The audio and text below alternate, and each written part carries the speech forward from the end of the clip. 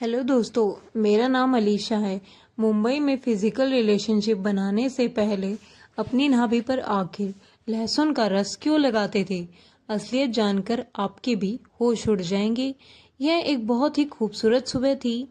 मैं अपनी चाची के साथ नाश्ता बनाने में बिजी थी। मेरी चाची का छोटा भाई शुभम मेरे सामने बैठा हुआ था। उसकी नज़रें मुझ पर जमी हुई थी। यह ऐसी नज़रें थीं जो मुझे खुश कर रही थी, क्योंकि मैं शुभम को पसंद करती थी। चाची का भाई यहाँ पर आता जाता रहता था और वह भी मुझे बहुत पसंद करता था। मेरी उम्र 16 साल की थी, लेकिन मुझे शुभम से प्यार हो गया था। कम उम्र में ही मुझे उससे मोहब्बत हो गई थी और वह भी मेरे लिए ऐसी ही सोच रखता होगा। मुझे कोई भी आइडिया नहीं था कि आज का सूरज मेरी ज़िंदगी में अंधेरा लाने वाला है। आज के बाद मेरी ज़िंदगी पूरी तरह से बदलने वाली है। चाची का भाई 2 दिन से यहाँ पर आया हुआ था। शुभम नाश्ता करने के बाद नौकरी के लिए निकल गया था और मैं चाची के साथ घर के कामों में बिजी हो गई थी। मेरी माँ और मेरे पिता का तो बचपन में ही देहांत हो गया। चाची अपने कमरे में आराम करने के लिए जा चुकी थी और मैं किचन की सफाई करने के लिए किचन में रह गई थी। इतनी ही देर में मुझे दरवाज़ा बजने की आवाज़ आई। मैं जैसे ही दरवाजे पर गई तो दरवाजे पर एक अजीब सा लंबा चौड़ा सा आदमी खड़ा हुआ था, जिनकी नज़रों में ऐसी चुभन थी कि मैंने जल्दी से उसे देखकर अपने कपड़े ठीक किए। मैं बहुत ही ज़्यादा खूबसूरत थी और कभी कभी यही बात मुझे बहुत ज़्यादा परेशान कर दिया करती थी। मैं जहाँ भी जाती थी वहाँ पर लड़के मुझे गौर गौर से देखते थे, इसलिए मैं ज़्यादातर घर से बाहर निकलती तो अपने चेहरे को छुपाने की कोशिश करती थी और इस टाइम भी मैं अपनी खूबसूरती को छिपाने की कोशिश करने लगी थी। वह आदमी मुझसे चाची के बारे में पूछ रहा था। मैंने दरवाज़ा बंद करना चाहा था ताकि अंदर जाकर चाची को बुला लाऊं, लेकिन उस आदमी ने दरवाजे पर हाथ रख दिया और कहने लगा कि दरवाज़ा बंद करने की कोई ज़रूरत नहीं है। मैं तुम्हारे लिए कोई गैर थोड़ी हूँ। जाओ, जाकर अपनी चाची को बुला लाओ। उसकी बात मुझे बहुत ही अजीब सी लगी थी। मैं पहली बार इस आदमी को यहाँ पर देख रही थी और वह कह रहा था कि वह मेरे लिए कोई गैर नहीं है। मैं अंदर गई और चाची को बुलाकर ले आई। चाची दरवाजे पर चली गई थी, लेकिन वह उस आदमी से क्या बात कर रही थी मुझे सुनाई नहीं दे रहा था। लेकिन जैसे ही वह आदमी वहां से चला गया, चाची मेरे पास आई और कहने लगी कि इस आदमी के बारे में तुम्हें अपने चाचा या फिर मेरे बेटे शुभम को इस बारे में कुछ भी बताने की ज़रूरत नहीं है। चाची की बात सुनकर मैं हैरान रह गई थी। मेरे चाचा जी रोज़ सुबह सवेरे दूसरे शहर में काम करने के लिए जाते थे और रात को ही वह घर वापस आते थे, लेकिन वो दिन मैं कई बार चाची को फ़ोन करके उनसे बात करते थे और मेरी भी हालचाल लेते थे। चाचा चाची की अपनी कोई बेटी ही नहीं थी, इसलिए चाचा मुझे अपनी बेटी समान ही समझते थे। चाचा जी मेरी बहुत परवाह करते थे, इसलिए चाची ने मुझे सख्ती से समझा दिया था कि मुझे उन्हें कोई भी बात नहीं बतानी है। लेकिन मेरे दिल के अंदर वहम पैदा हो गया था कि आदमी कौन है जिनके बारे में चाची सबसे छुपाना चाहती है। मुझे तो वह कोई बदमाश आदमी लग रहा था, लेकिन मेरी चाची का उससे क्या संबंध था मुझे पता नहीं था। फिलहाल चाची की बात सुनकर मैंने अपनी जुबान पर ताला लगा लिया था और ना ही मैंने इस बारे में शुभम से कोई बात कही थी और ना ही चाचा जी से कुछ कहा था। मैंने सोच लिया था कि आज नहीं तो कल खुद यह बात सामने आनी ही है, क्योंकि मेरा मानना था कि कोई भी बात ज़्यादा दिन तक छुपी नहीं रह सकती। और फिर इसी रात शुभम मेरे कमरे में आया और कहने लगा कि जल्दी ही मैं अपनी बहन यानी कि तुम्हारी चाची से अपने रिश्ते के बारे में बात करूंगा। मैं चाहता हूं कि अब जल्दी ही हमारी शादी हो जाए। शुभम की बात सुनकर मैं हंस दी थी, क्योंकि अभी मैं 17 साल की थी और वह 22 साल का हो गया था और फिर अभी उसकी परमानेंट नौकरी भी नहीं लगी थी। वह बस थोड़े बहुत ही पैसे कमाता था। फिर वह मुझे कैसे अपने घर में रखता। इतनी जल्दी तो हमारी शादी मुमकिन ही नहीं थी।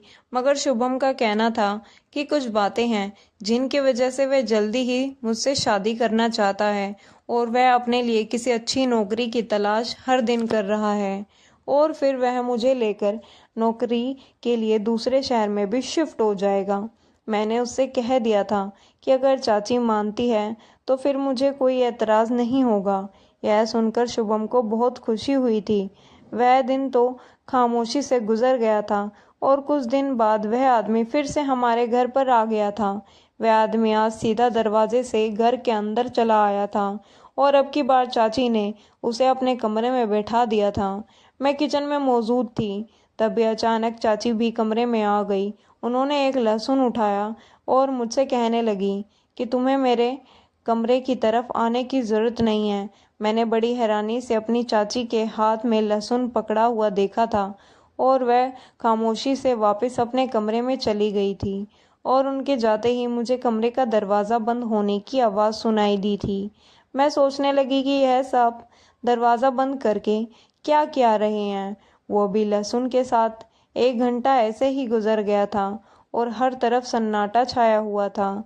थोड़ी देर बाद मुझे चाची ने आवाज़ देकर ठंडा पानी लाने के लिए कहा। मैं 2 गिलास ठंडा पानी लेकर चाची के कमरे के दरवाजे तक जैसे ही पहुंची तो वह दोनों आपस में कुछ बातें कर रहे थे और मेरी नज़र खुद ब खुद बदली सी मालूम हो रही थी। उनके बाल तो अच्छी तरह से बंधे हुए थे, लेकिन अब उनके बाल बिखरे हुए थे और कपड़े भी अजीब हालत में हो रहे थे। इससे पहले कि मैं और गैर से चाची का जायज़ा लेती तो वह आदमी चाची को कहने लगा, क्या तुम्हारी बेटी है?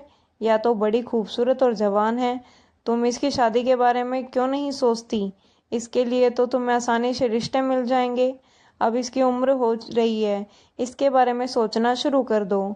इस आदमी की बात सुनकर मैं शर्म से पानी पानी हो गई थी और फिर चाची भी हंसकर उससे कहने लगी कि हाँ, अब इसकी शादी तो करनी है मुझे, यही मेरी जिम्मेदारी है।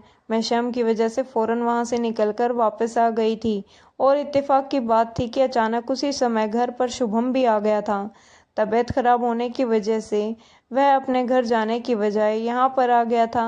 उसने उस आदमी को घर से निकलते हुए देखा तो फ़ौरन अपनी बहन यानी मेरी चाची के पास चला आया और अचानक से ऐसा क्या हुआ कि उन दोनों की चीखने चिल्लाने की जोर जोर से आवाज़ें ने लगी थी।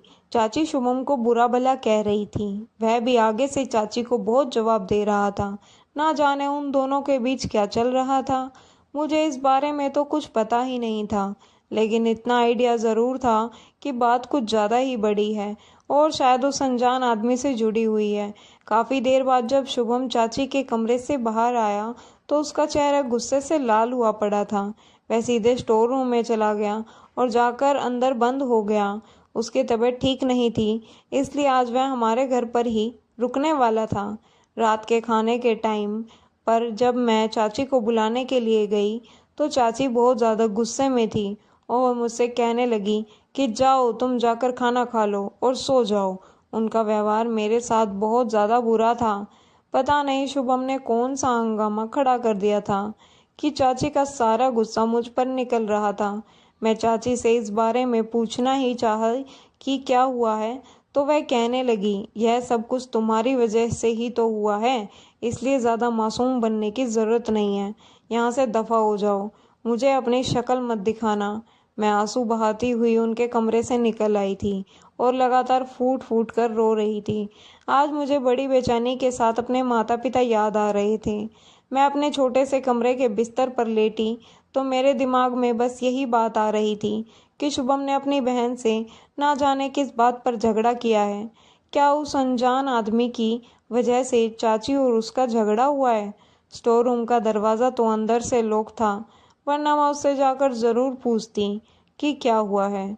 शुभम जब भी हमारे घर पर आता था तो वह स्टोर रूम में ही ठहरता था, क्योंकि हमारा घर छोटा था और सिर्फ 2 ही कमरे थे। एक में चाचा और चाची रहते थे और दूसरे कमरे में मैं रहती थी और एक छोटा सा स्टोर रूम बना हुआ था जहाँ पर शुभम कभी कभार ठहर जाता था। मुझे सुबह होने का इंतज़ार था। सुबह मुझे या तो यह बात चाची से पता चलनी थी या फिर मुझे शुभम से ही पूछनी थी, लेकिन अगली सुबह उससे भी ज़्यादा कुछ अजीब हुआ था। जब मैं सोकर उठी तो शुभम घर से जा चुका था और चाची भी खामोशी से घर का काम कर रही थी।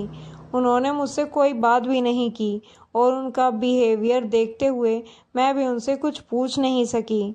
सुबह उठते ही मेरा पहला काम सफाई करना था, इसलिए मैं सीधा सफाई करने में बिजी हो गई।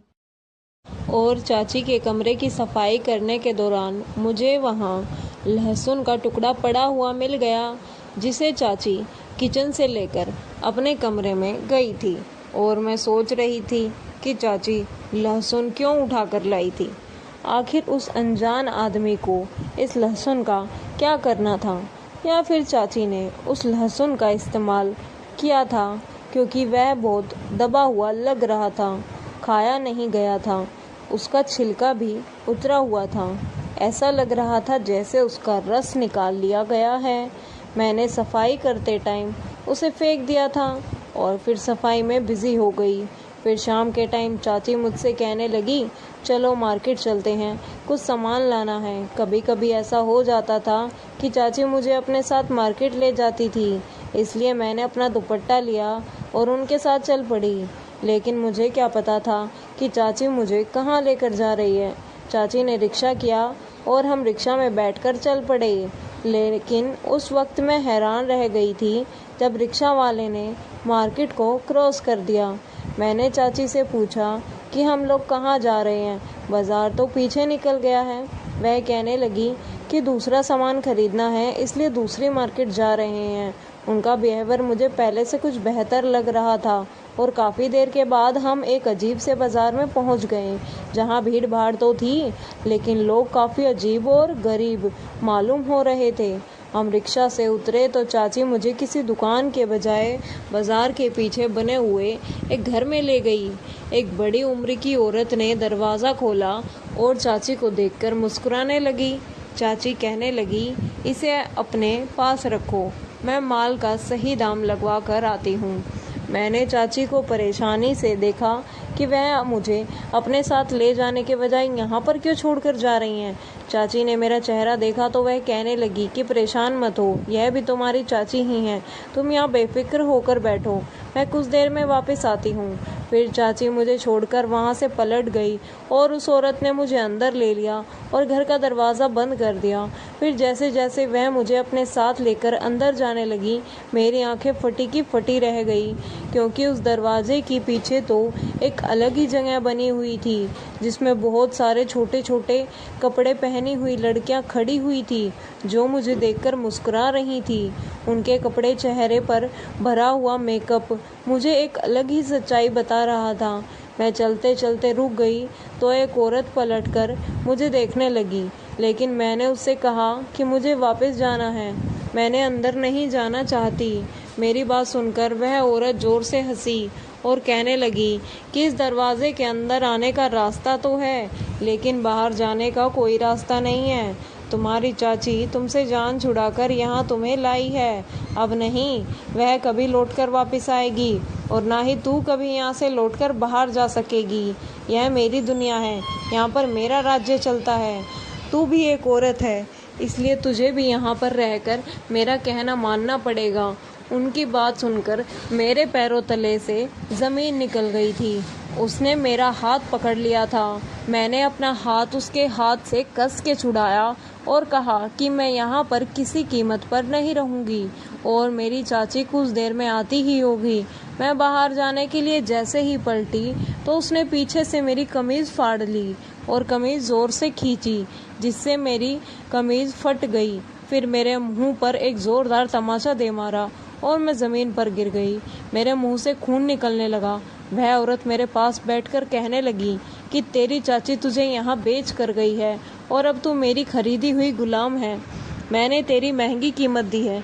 तेरी चाची को चल अब क्या जाकर तैयार हो, रात को कस्टमर आएंगे और तुझे भी यहाँ लाइन में खड़ा होना होगा। फिर उसने एक औरत को आवाज़ देकर बुलाया और मुझे उसके हवाले कर दिया। मैं उस समय हक्का बक्का थी।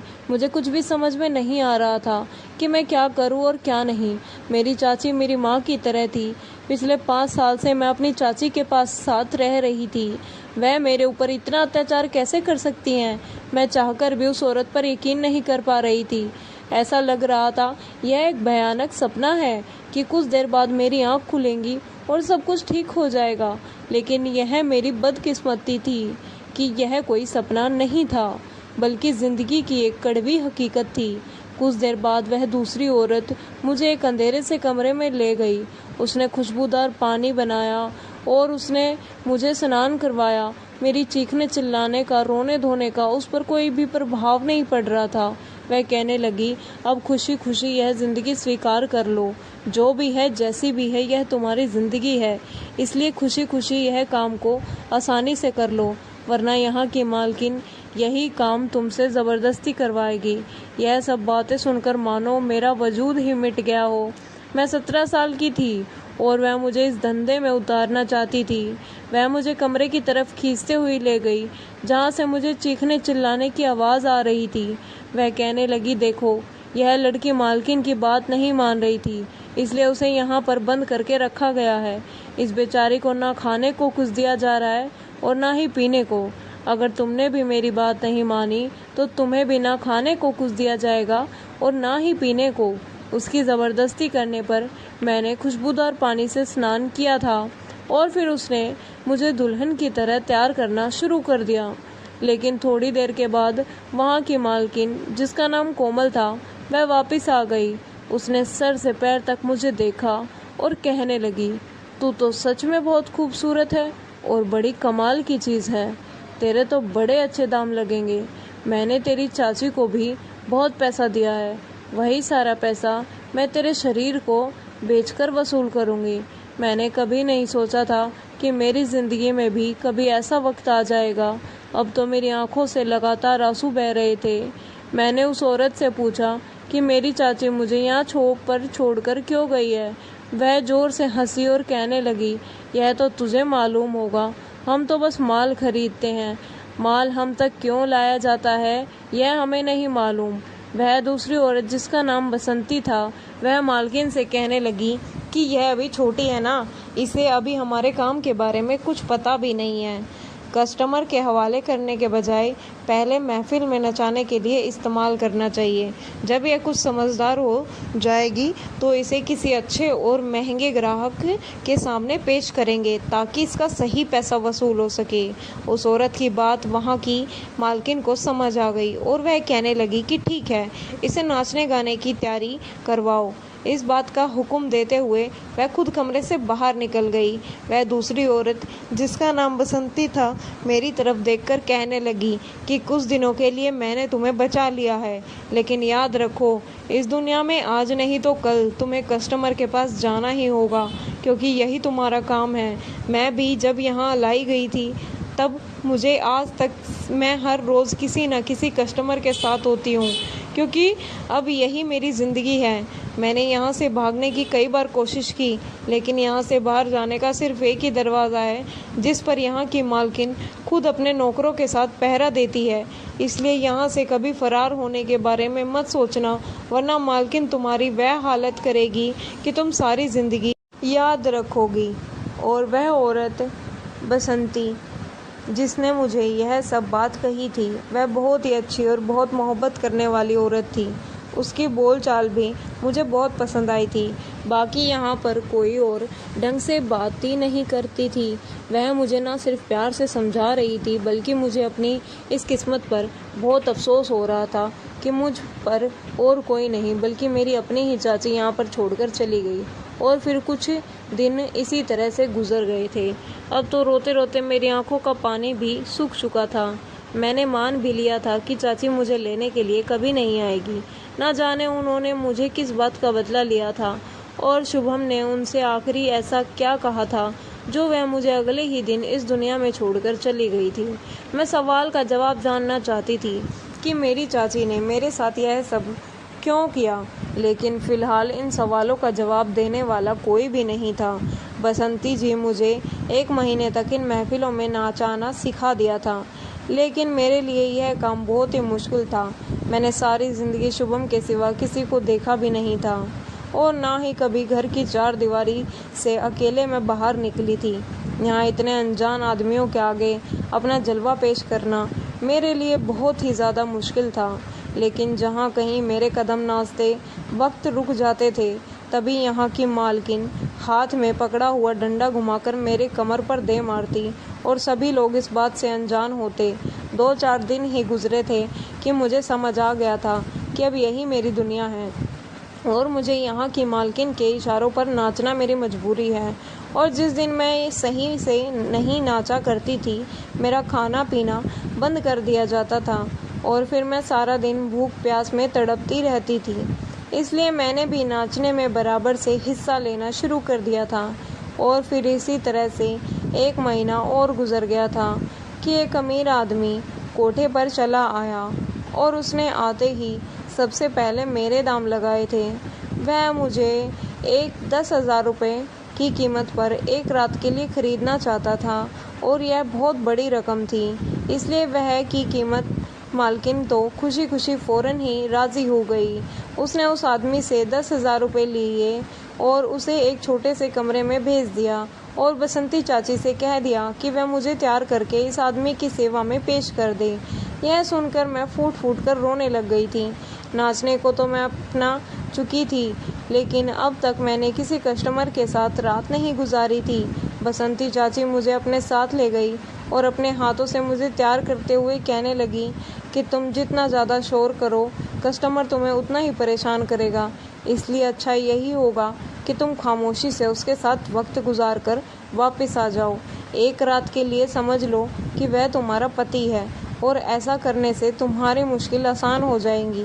बसंती चाची मुझे तैयार करते हुए शीशे में मुझे दिखाते हुए कहने लगी कि कभी कभी हमारी खूबसूरती ही हमारे लिए मुसीबत बन जाती है। यह तुम्हारा खूबसूरत चेहरा और गोरा चिट्टा शरीर, यह तुम्हारे लिए सिवाय मुसीबत के और कुछ भी नहीं है। अगर तुम इतनी खूबसूरत ना होती तो कोई तुम्हारा दाम भी नहीं लगाता।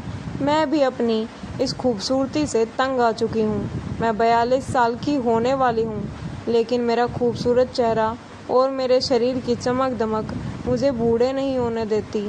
कोई ना कोई मेरा दाम लगा ही देता है और फिर मुझे खुद को उसके सामने पेश करना पड़ता है। तुम भी जब तक खूबसूरत हो तब तक तुम्हें यह सब कुछ झेलना ही होगा। बसंती चाची मुझे दिमागी तौर पर तैयार कर रही थी और मेरे आंसू थे कि रुकने का नाम ही नहीं ले रहे थे। मुझे बार बार चाची और शुभम की याद सता रही थी। मुझे अब तक इस बात पर यकीन नहीं आया था कि चाची मुझे जानबूझकर यहाँ पर छोड़कर गई है और इस सब के लिए शायद शुभम जिम्मेदार है। जब मैं पूरी तरह से तैयार हो गई तो बसंती चाची ने मुझे नज़र उतारी और कहने लगी कि गहरी सांस भर के कमरे में दाखिल हो जाना और खुद को उस आदमी के हवाले कर देना। मेरे पास भी इसके सिवा और कोई रास्ता नहीं था, इसलिए मैं इस छोटे से कमरे में अंदर चली गई। अंदर एक पीला सा बल्ब जल रहा था। उसकी धीमी सी रोशनी में मुझे सब कुछ भयानक लग रहा था। मैंने सोचा था कि जाते ही मैं इस आदमी के पैरों में गिर जाऊंगी और उससे कहूंगी कि वे मेरे साथ कोई ज़बरदस्ती ना करे। मैं रहम की भीख मांगूंगी तो उसे मुझ पर तरस आ जाएगा। वैसे भी मैं कम उम्र की थी और जिस आदमी ने मुझे खरीदा था वह कोई 35 या 40 साल की उम्र का आदमी था। मेरे हिसाब से तो वह मेरे पिता जैसा ही था, मगर मुझे पता नहीं था कि यहाँ पर आने वाले आदमी इतने ही पत्थर दिल के होते हैं। मैं जैसे ही कमरे में दाखिल हुई तो मुझे देखकर उस आदमी के चेहरे पर एक खतरनाक सी मुस्कुराहट आ गई थी। मेरी जैसी ही उसके चेहरे पर नज़र पड़ी तो मेरे रोंगटे खड़े हो गए थे। उसके माथे पर एक बड़ा सा जख्म था, निशान था।